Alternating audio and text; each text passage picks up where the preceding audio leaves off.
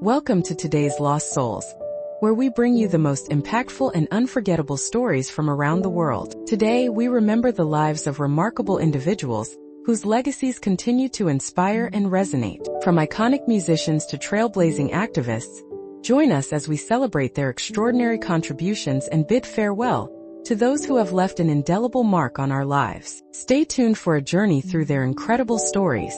Rebekah Del Rio. Rebekah Del Rio, the acclaimed American singer-songwriter and actress, best known for her haunting performance of Llorando in David Lynch's Mulholland Drive, passed away at her Los Angeles home on June 23, 2025. Her death, confirmed by the Los Angeles coroner's office, leaves a profound void in the worlds of music and cinema. The cause of her passing has not yet been disclosed.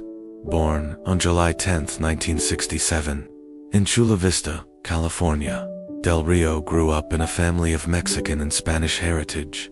She began her musical journey in the vibrant San Diego scene, quickly earning recognition as one of the city's top vocal talents.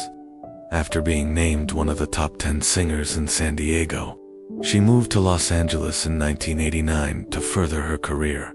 Del Rio's breakthrough came with her recording of Llorando, a Spanish-language version of Roy Orbison's classic Crying.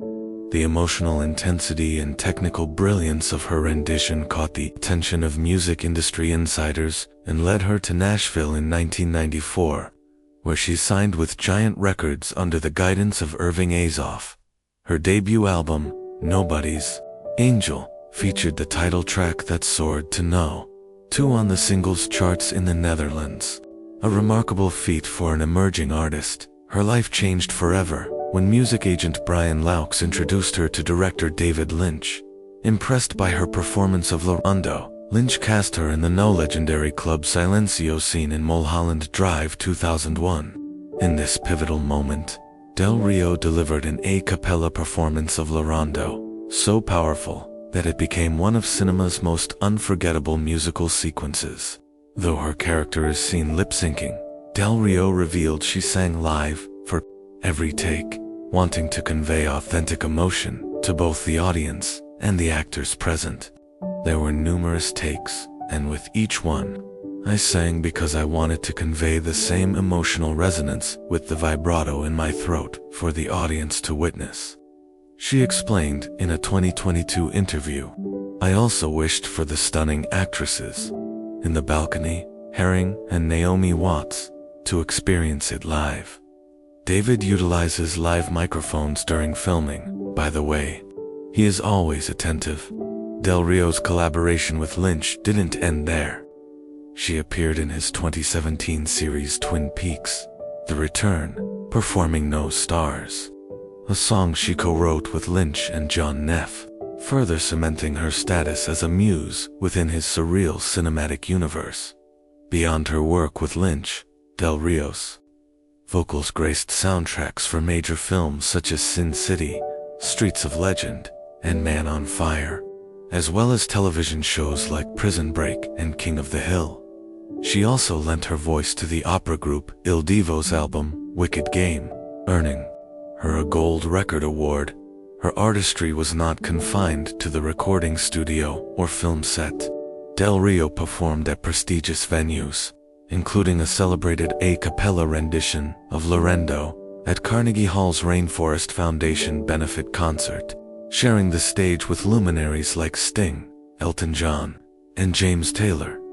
Del Rio's personal life was marked by both joy and tragedy. Her stage name was created with her late partner, Philip Deemers, who passed away in 2009. She dedicated her 2011 album, Love Hurts, Love Heals, to his memory and to their son, Philip Craig Deemers, who lost his battle with cancer at the age of 23.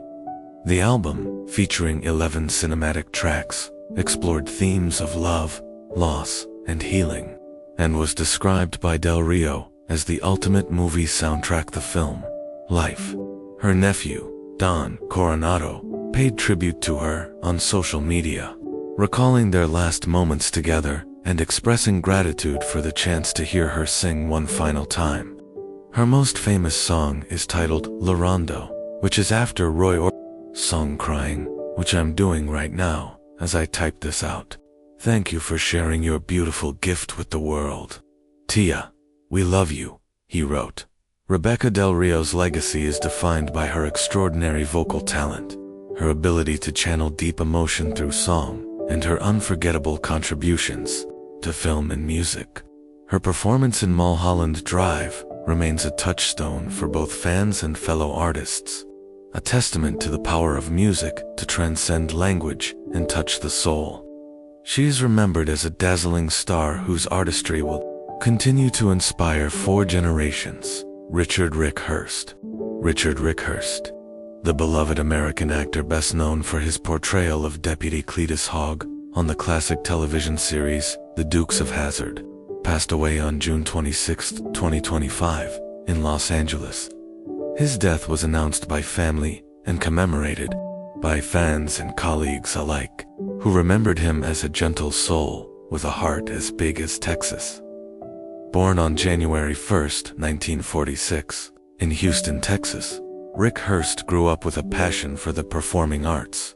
He pursued higher education at Tulane University, earning a bachelor's degree in psychology and theater in 1968, and later completed a Master of Fine Arts in acting at Temple University in 1970.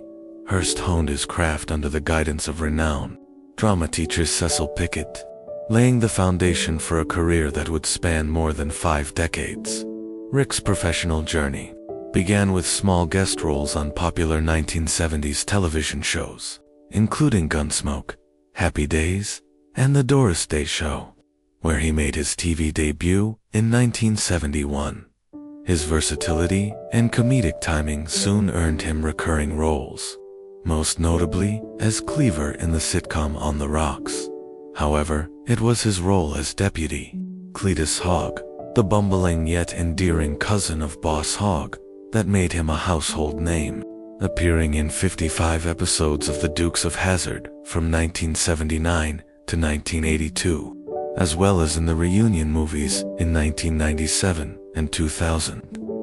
Hurst's portrayal brought warmth, humor, and heart to the show, making Cletus one of Hazzard County's most beloved characters.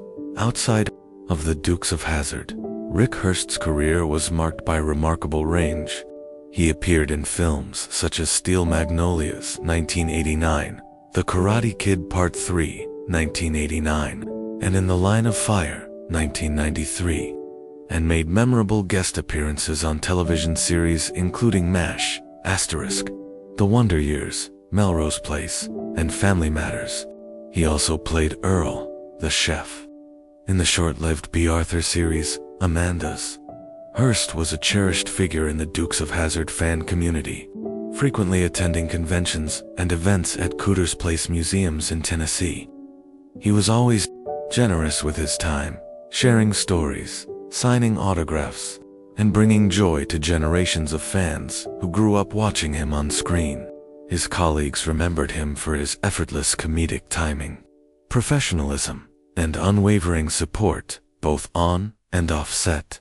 In his personal life, Rick Hurst was married twice, first to Candace Kanitsky, with whom he had a child, and later to Catherine Shelley Weir, with whom he also had a son. He is survived by his 2 sons. Ryan Hurst, an accomplished actor in his own right, and Colin Hurst, as well as a granddaughter. His family, friends, and fans mourn the loss of a man whose kindness, humor, and talent left an indelible mark on American entertainment. Rick Hurst's legacy endures through the laughter and memories he brought to millions. His portrayal of Cletus Hogg remains an iconic part of television history, and his spirit will continue to live on in the hearts of those who loved him. Lalo Schifrin, the legendary Argentine-American composer, pianist, and conductor, passed away on June 26, 2025, in Los Angeles due to complications from pneumonia. He was surrounded by his family in his final moments, closing the chapter on a remarkable life that transformed the soundscape of film and television for generations. Born Boris Claudio Schifrin in Buenos Aires in 1932, Lalo was immersed in music, From an early age, his father was the concertmaster of the Buenos Aires Philharmonic. Schifrin's early training was rooted in classical music, but as a teenager, he developed a deep passion for American jazz, which would become a defining element of his unique musical voice. After studying at the Paris Conservatory under the renowned composer Olivier Messiaen, Schifrin returned to Argentina and formed a concert band. His prodigious talent soon caught the attention of jazz great Dizzy Gillespie, who invited Schifrin to join his band as pianist, arranger, and composer. Launching his international career, Schifrin moved to the United States in 1958, where he collaborated with a host of jazz and pop luminaries, including Ella Fitzgerald, Stan Getz, Count Basie, Sarah Vaughan, and George Benson. However, it was in Hollywood that Schifrin would leave his most indelible mark. He became one of the most prolific and innovative composers in film and television history, crafting more than 100 scores that blended jazz, classical, and Latin influences into a signature style marked by rhythmic dynamism and suspenseful energy. His most iconic work remains the instantly recognizable theme from Mission: Impossible, composed in an unconventional 5/4 time signature. Debuting with the 1966 television series, the theme's relentless pulse and suspenseful melody became synonymous with intrigue and action, later fueling the blockbuster film franchise starring Tom Cruise. The Mission: Impossible theme is widely regarded as one of the most enduring and influential pieces in pop culture. Schifrin's filmography is a testament to his versatility and genius. He received 6 Academy Award nominations, 5 for original scores, for films such as Cool Hand Luke, The Fox, Voyage of the Damned, The Amityville Horror, and The Sting 2, as well as for the song People Alone from The Competition. He won 4 Grammy Awards and was honored with an honorary Oscar in 2018 for his lifetime contributions to film music. His other best-known works include scores for Bullet, Dirty Harry, and its sequels, Enter the Dragon, THX 1138, The Eagle Has Landed, and television themes for The Man from U.N.C.L.E., Mannix, and Starsky and Hutch. His collaborations with Clint Eastwood, particularly on the Dirty Harry series, are considered classics of the genre. Schifrin's influence extended beyond the screen. In 1990, he composed the grand musical finale for the World Cup in Italy, featuring the 3 tenors, Placido Domingo, Luciano Pavarotti, and Jose Carrer singing together for the first time. The performance became one of the best-selling classical music recordings in history, further cementing his legacy as a composer of global significance. Throughout his career, Schifrin remained a passionate advocate for musical innovation. In a 2018 interview, he reflected, "Every film possesses its own character. There are no established rules when composing music for films. The film itself dictates the musical direction." This philosophy allowed him to continually reinvent his sound, keeping his work fresh and relevant across decades and genres. Lalo Schifrin is survived by his wife, Donna, their 3 children, and 4 grandchildren. His legacy lives on in the unforgettable melodies and rhythms that have defined countless cinematic moments, and in the countless composers and musicians he inspired. Schifrin's music, whether thrilling, haunting, or jubilant, remains a vital part of the world's cultural soundtrack. Walter Scott, co-founder and lead vocalist of the legendary R&B group The Whispers, passed away on June 26, 2025, in Northridge, California, after a 6-month battle with cancer. His death marks the end of an era for soul and R&B music, as Scott's smooth vocals and enduring artistry helped shape the genre for over 5 decades. Born in Fort Worth, Texas, in 1943, Walter Scott and his identical twin brother, Wallace Scotty Scott, moved to Los Angeles in 1959, where their musical journey began in earnest. The brothers started singing together as students at Jordan High School. eventually forming the Whispers in the mid-1960s, alongside Nicholas Caldwell, Marcus Hudson, and Gordy Harmon. Their early years were marked by performances on Los Angeles street corners and in San Francisco nightclubs, honing their harmonies and stage presence. The Whispers' breakthrough came in the late 1970s and 1980s, when they signed with Dick Griffey's Solar Records. Their self-titled album in 1979 featured And the Beat Goes On, which became a defining anthem of the post-disco era, reaching note 1 on the Billboard R&B chart.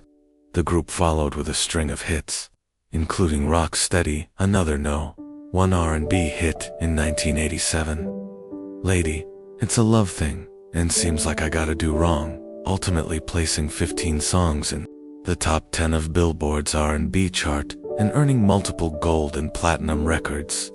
Their music was later sampled by artists like Will Smith, 50 Cent, and J. Cole, further cementing their influence on future generations.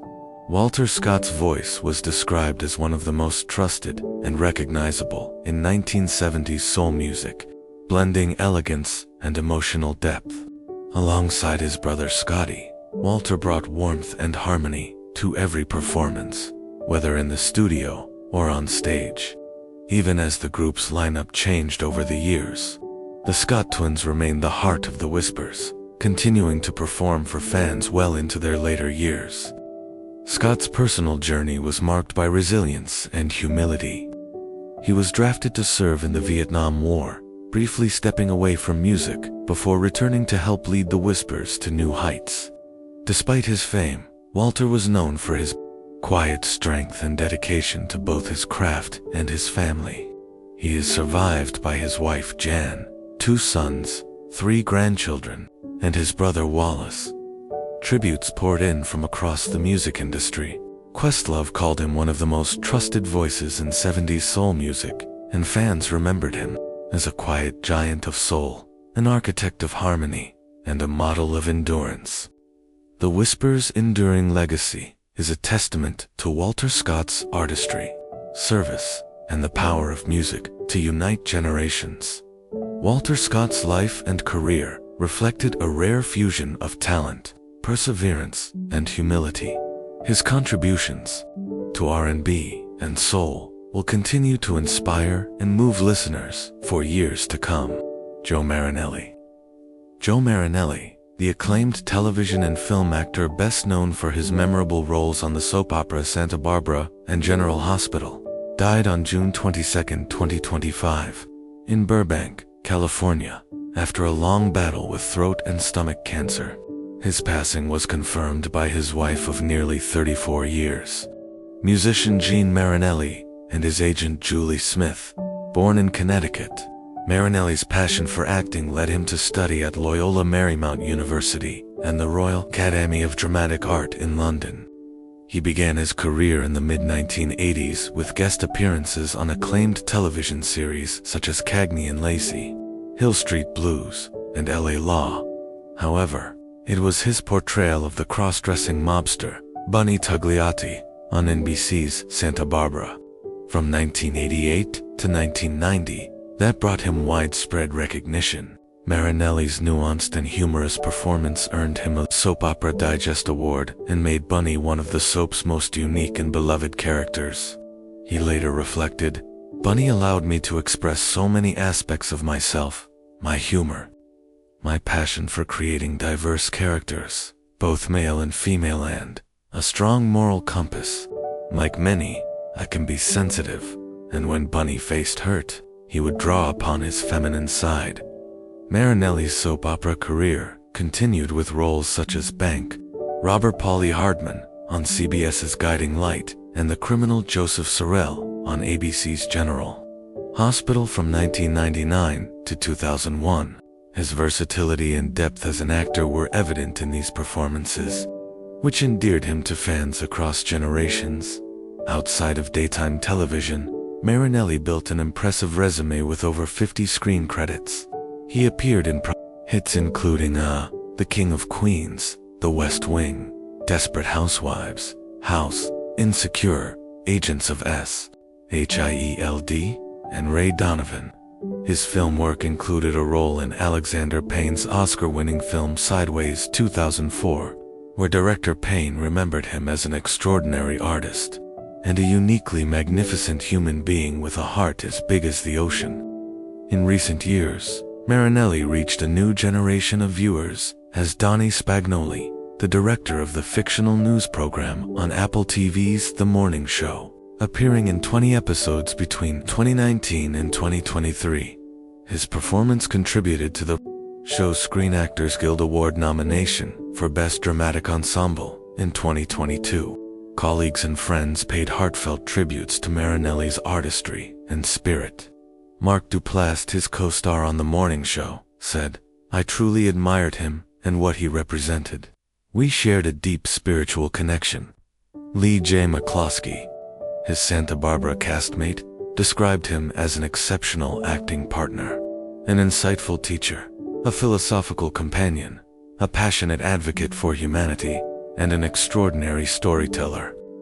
Beyond his professional achievements, Marinelli was a devoted family man. He is survived by his wife Jean and their 2 sons, Vincent, a film editor and writer, and David, a musician who has collaborated with Phineas O'Connell and Billie Eilish. Marinelli often celebrated his family's accomplishments, especially David's musical achievements. On social media, Joe Marinelli's legacy is one of versatility, compassion, and creative bravery. From soap opera icon to beloved character actor, he brought humor, depth, and humanity to every role. His work continues to inspire both audiences and fellow artists, and his memory will live on through the countless characters he brought to life. Ellen DeGeneres. Ellen DeGeneres was born on January 26, 1958, in the port city of Matane, Louisiana, a suburb of New Orleans, whose humid afternoons, vibrant street music, and easygoing charm quietly shaped her sense of timing and observational wit. Her mother, Betty, worked as a speech therapist, while her father, Elliot, was an insurance agent with a dry sense of humor that broke through the day's drudgery at unexpected moments from the outside. They seemed an average middle-class family, yet the household atmosphere was steeped in language and storytelling. Betty taught diction drills at dinner, Elliot countered with playful puns, and young Ellen soaked up every cadence, unknowingly stockpiling material for future monologues. She shared the small ranch-style home with her older brother Vance, who experimented with camcorders and cassette recorders, inviting Ellen to join skits that ranged from mock newscasts to parodies of local characters. Those backyard performances became the first laboratory in which he discovered the power of laughter as a unifying force. Still, her childhood was not without fracture. When Ellen was 13, her parents divorced and Betty relocated with her to Atlanta, Texas, leaving Vance and Elliot behind in Louisiana. The abrupt move transplanted Ellen from steamy New Orleans jazz clubs whose sounds drifted into family outings to a conservative East Texas town, where her quick-fire humor sometimes clashed with rigid social codes. Lunchtime became her stage. She diffused cafeteria cliques by narrating everyday absurdities with a straight face, learning that humor could serve as both defense mechanism and social glue. The cultural dissonance, painful, sharpened her empathy for outsiders and deepened the observational precision that would later define her stand-up persona. After graduating from Atlanta High School in 1976, she returned to New Orleans to attend the University of New Orleans, majoring in communications, but left after one semester, convinced that formal lectures could not teach her the musicality of conversation. She cycled through odd jobs, shucking oysters at J.C. Clavery's restaurant, merchandising suits at a department store, even painting house. Each stint offering a new gallery of characters to catalog at a time when women in comedy were rare. Ellen began performing at local coffee houses and small clubs, often for tips deposited in an empty fishbowl beside the mic. Her style was conversational and self-deprecating, revolving around everyday minutia, glitchy answering machines malfunctioning, Vacuum cleaners and the social puzzle of elevator etiquette audiences found her relatable in part because she rarely ridiculed others. Instead, she magnified her own awkwardness, turning vulnerability into an invitation to laugh together. In 1982, at age 24, she entered Showtime's Funniest Person in America competition on a whim, crafting a set on the existential tragedy of losing a contact lens. Against seasoned club veterans, she won the national title, a surprise victory that landed her first booking on The Tonight Show starring Johnny Carson. 4 years later, the childhood lessons of resilience, linguistic play, and empathy crystallized that night when Carson summoned her to the couch, an honor rarely bestowed upon a newcomer sitting under the Klieg lights. She could trace a straight emotional line back to the dinner table diction, the East Texas cafeteria, and the fishbowl tips, realizing each experience had rehearsed her for this moment. The year 1994 marked a pivot in Ellen DeGeneres' trajectory when ABC executives greenlit a half-hour comedy built around her stand-up persona. Initially titled These Friends of Mine, the series showcased her as a neurotic, yet warm, Los Angeles bookseller navigating absurd, everyday hurdles. By season 2, the ensemble pieces had narrowed. The show was renamed simply Ellen, and the spotlight rested squarely in her trademark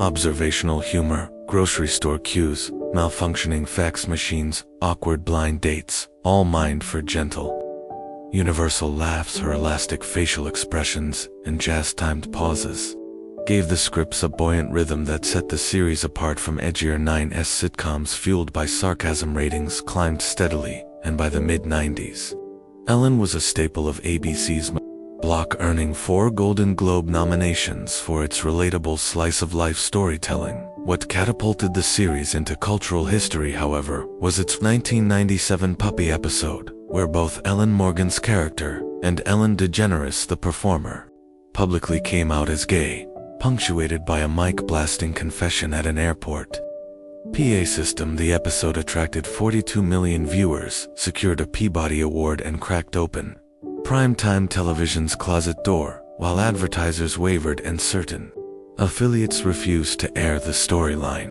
The broadcast proved transformational for LGBTQ representation and cemented DeGeneres as a boundary breaker. Although ABC canceled Ellen a year later amid ratings erosion and backlash, the event became a watershed moment that redefined authenticity on network TV. Idol so positioned her for a comeback narrative that would redefine daytime talk after a period of introspection and sporadic voice acting, most notably as the lovably forgetful Dory in Pixar's Finding Nemo. 2003, Ellen sensed an opening in daytime programming dominated by tabloids and confrontational panels. She pitched a show that promised optimism without syrup, comedy without cruelty, and celebrity interviews that felt like couch chats instead of interrogations. The Ellen DeGeneres Show premiered on September 8, 2003, launching with a monologue that glides seamlessly into an impromptu dance through the studio aisles, instantly signaling a convivial atmosphere. Syndicated across 180 stations, the show snagged 4 Daytime Emmy Awards in its freshman year, an unprecedented feat thanks to its blend of topical observational humor, interactive games, and the now ubiquitous Ellen dance break that encouraged audience members to shed self-consciousness. As seasons rolled on, signature segments emerged: No or Go, a trivia gauntlet that plunged wrong answer contestants through a trapdoor. Ellen's hidden camera pranks wherein witting celebrities followed absurd instructions into comedic chaos, and heartfelt giveaways climaxing with the Santa hat-strewn 12 days of giveaways. The mix of harmless mischief and genuine philanthropy shaped a brand of nice comedy that resonated with multi-generational viewers.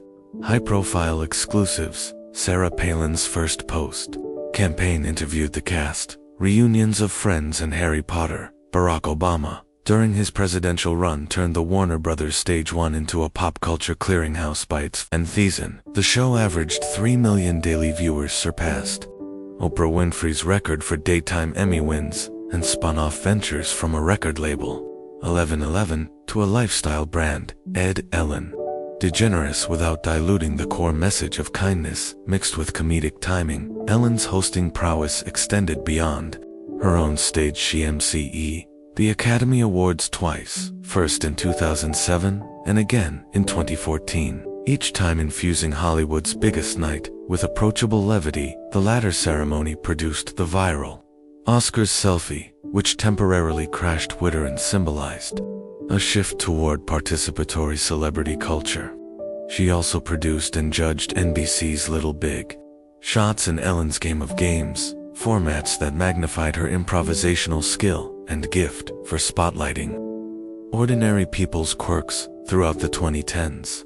Her production company, A Very Good Production, churned out content spanning animation, Green Eggs and Ham documentaries, TIG, and digital shorts, transforming Ellen from performer into media mogul. By its 19th and final season in 2022, The Ellen DeGeneres Show had distributed over $70 million in charitable donations and another $300 million in audience giveaways, a statistic often cited alongside its 64 daytime Emmy trophies, even as whispers emerged about backstage tensions, rumblings that would later evolve into controversy. The on-air legacy of championing underdogs, amplifying diverse voices, and crafting infectious dancing-fused comedy remained intact. From a canceled sitcom to a syndication powerhouse, Ellen's portfolio of successful shows illustrated her resilience and ability to read and redirect the cultural room in public memory. Ellen DeGeneres often appears perpetually upbeat, gliding across studio floor in spotless sneakers, yet the physical and psychological scaffolding beneath that energy has at times been fragile.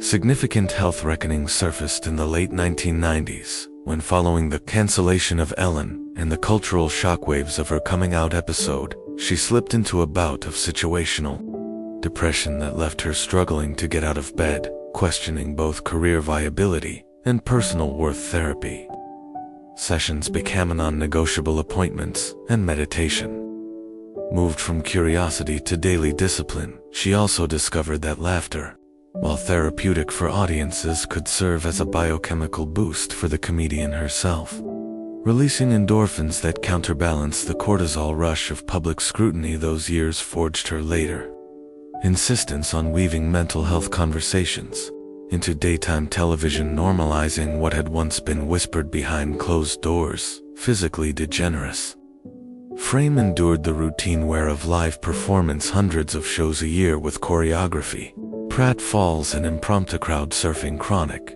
back pain emerged in the early 2000s. She attributed flare-ups to years of stand-up on unsuspective club floors, plus a childhood tailbone fracture suffered after a misjudged handstand on an asphalt driveway. An MRI in 2004 revealed degenerative disc issues, prompting a switch from running to low-impact activities such as Pilates and swimming. Around the same time, routine blood work signaled elevated cholesterol, spurring a transition to a fully plant-based diet under guidance from nutritionist Kathy Preston.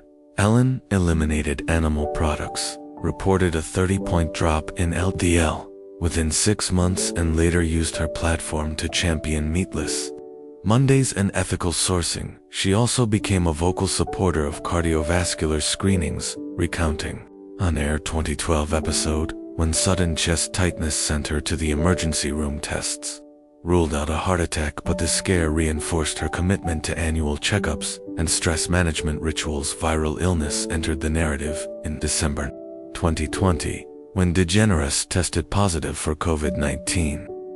During the pandemic's winter wave, production on The Ellen DeGeneres Show halted for 2 weeks, while she quarantined at home, documenting fatigue, body aches, and an unexpected symptom, excruciating back pain that felt like I'd been hit by a truck, as she later told viewers. Though she recovered without hospitalization, the experience reshaped workplace protocols, daily PCR testing, audience capacity limits, and remote guest interviews became the temporary norm. She donated to vaccine research and partnered with Direct Relief to supply protective equipment to frontline workers, intertwining personal experience with philanthropic response. The post-infection period also triggered a reassessment of her touring schedule. A 2021 stand-up run was postponed to focus on pulmonary rehab and vocal cord rest prescribed by her NTS specialist beyond her own body. Ellen's health narrative extends to advocacy for diseases that touched loved ones when her mother Betty survived breast cancer. In 1999, Ellen amplified mammography awareness, airing onstage self-exams and gifting mobile screening units to underserved communities. She collaborates with the American Heart Association's Go Red campaign after multiple relatives on her father's side battled congestive heart failure in 2015. She revealed that a close childhood friend died of AIDS-related complications, a loss that propelled her ongoing support for the Trevor Project and Elton John AIDS Foundation. Each encounter with illness, not just hers but those within her orbit, became a segment, topic, or charitable partnership, weaving education into entertainment without lapsing into clinical detachment. As she matured into her 60s, preventive medicine took center stage. Annual colonoscopies, bone density scans, monitoring early signs of osteoporosis, and mindfulness retreats at Canyon Ranch filled calendar slots once occupied by late-night writing sessions. She publicly discussed hormone fluctuations associated with menopause, demystifying a life stage rarely addressed on television. A smartwatch tracks her heart rate, variability-guided breath apps punctuate writing sessions, and an infrared sauna installed in her Montecito home serves both workout recovery and quiet reflection. Health for Ellen evolved from reactive crisis management into a proactive architecture, supporting creativity, philanthropy, and personal equilibrium. A lesson reiterated each time a lab result or unexpected symptom reminded her that even perennial dancers must respect the limits of biology. The first deep fault line in Ellen DeGeneres' life appeared long before red carpet spotlights. The 1973 divorce that split her family in 2 zip codes. She was 13 when Betty moved her to Texas, leaving brother Vance with their father Elliot in Louisiana.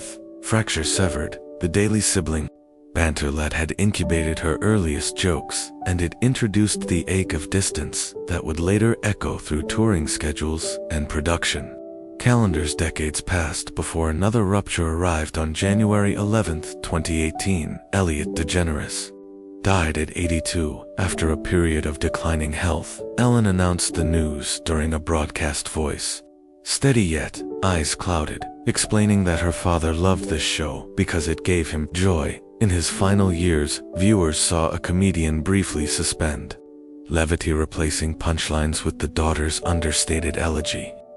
The quiet end stage during that segment contrasted sharply with the roaring applause that normally buoyed her, reminding her and the audience that laughter and loss often share the same breath. Romantic heartbreaks also traced a map of personal losses. Her late 1980s relationship with filmmaker Teresa Boll ended abruptly when career paths diverged, prompting Ellen's first public acknowledgement of how success can isolate just as easily as it liberates. More famously, her partnership with actor Ann Ho from 1997 to 2000 ignited tabloid blitzes that oscillated between fascination and scorn. When the couple separated, Ellen retreated to a Montecito rental, telling friends that the silence felt louder than any studio audience. Yet the emotional fallout seeded her later insistence on privacy and boundaries, principles she would extend to her eventual marriage with Australian actress Portia de Rossi in 2008. Years later, when Portia's brother Michael passed away after a long illness, Ellen found herself consoling the person who had been her own anchor, discovering that grief shared across continents can deepen marital resilience. Superficial setbacks carried their own sense of betterment. The 1998 cancellation of Ellen was a public blow, but nothing compared to the reputational storm that gathered in 2020, when former employees alleged a toxic workplace behind the upbeat facade of the Ellen DeGeneres Show. For Ellen, the accusations felt like losing an invisible yet essential limb. The cultural perception that she was the nice one. Internal investigations led to producer departures, an on-air apology, and ultimately her decision to conclude the show. In 2022, after 19 seasons, the curtain call doubled as a eulogy for an era that had defined her professional identity in interviews. She admitted the finale felt like saying goodbye to a version of myself, underscoring that career milestones can be mourned with the same intensity as personal relationships. Loss took an especially painful form on December 13, 2022, when Stephen Twitch Boss, her resident DJ, co-executive producer, and friend, died unexpectedly. Ellen released a brief video the next morning, struggling to finish sentences while seated on her living room couch, emphasizing his light and generosity. Studio, where they had danced together daily, now felt cavernous, and she privately funded grief counseling sessions for remaining staff. Earlier pet farewells carried a different, but still potent Stinwolf, the standard poodle, who roamed backstage halls, succumbed to cancer in 2020, followed by cat Charlie the next year. Each time she held a final veterinary vigil, she would later say, "I remembered what it was like leaving my dad's hospital room, the same silence, the same finality." These compounded departures reinforced her advocacy for mental health resources, especially within fast-paced entertainment ecosystems, where shock can outpace processing through every personal loss. Ellen refined a practice of transmuting grief into outreach. She quietly endowed scholarships in her father's name at the University of New Orleans, sponsored wildlife sanctuaries after Twitch's passing to honor his love of nature, and expanded the Ellen Fund, originally created for gorilla conservation, to include grants for community-based healing projects. Schifrin frames these gestures not as acts of heroism, but as making sense of empty spaces in private journal. She describes loss as the echo that teaches you where walls once were, a phrase she quoted during a commencement address at Tulane University in 2023.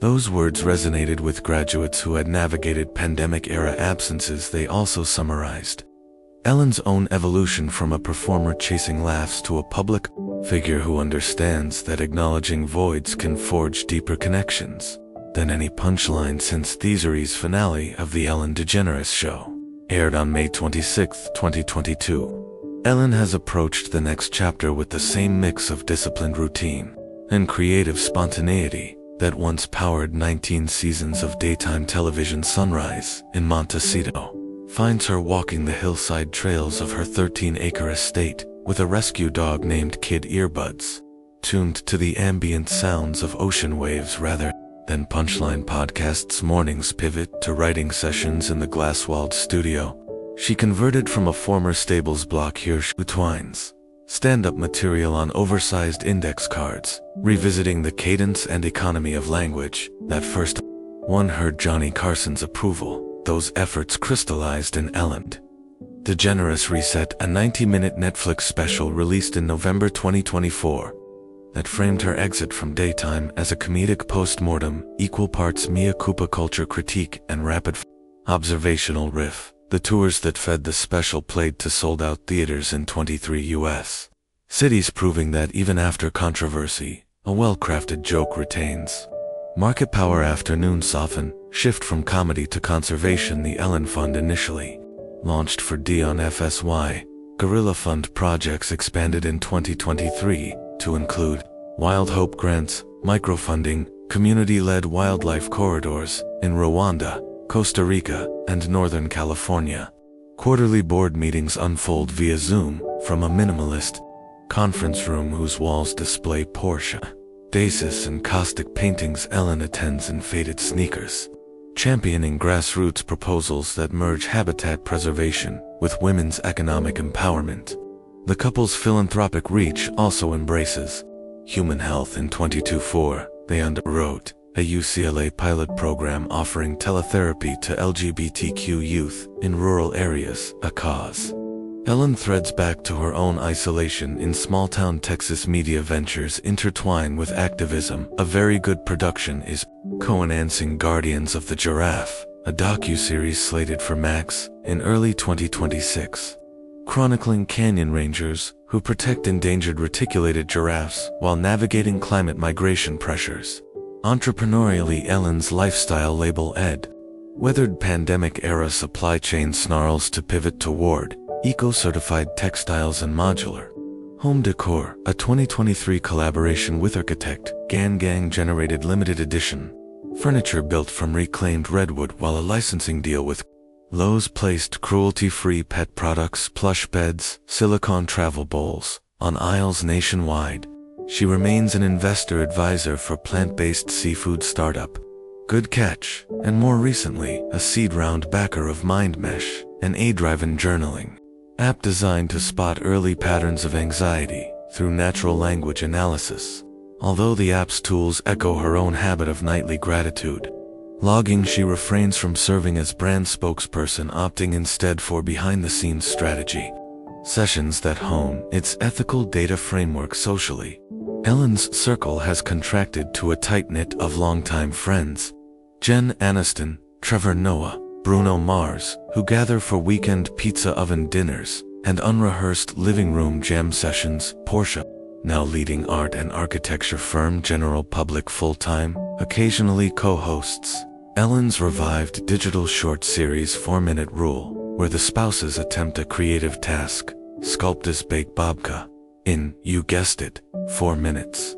Though the segments stream only on YouTube and Instagram, their lo-fi authenticity routinely pulls multi-million views, reinforcing Ellen's instinct that micro-content, not marquee studio output, drives modern attention cycles. While she no longer posts daily monologues, her social feeds spotlight reading recommendations: Emily St. John Mandel, Matthew Perry's memoir, slow-motion footage of hummingbirds at backyard feeders, and petition links for federal animal cruelty legislation professionally.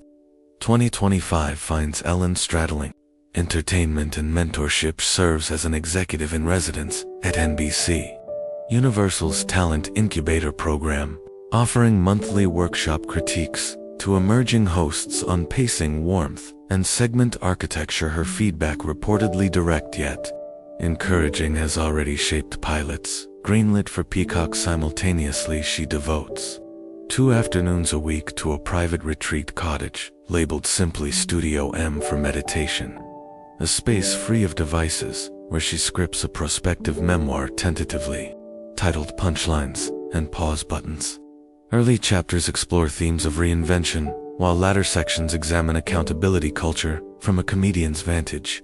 The manuscript's existence is semi-public, teased during a May 2025 guest appearance on The Late Show with Stephen Colbert, where she quipped, "Turns out life after daytime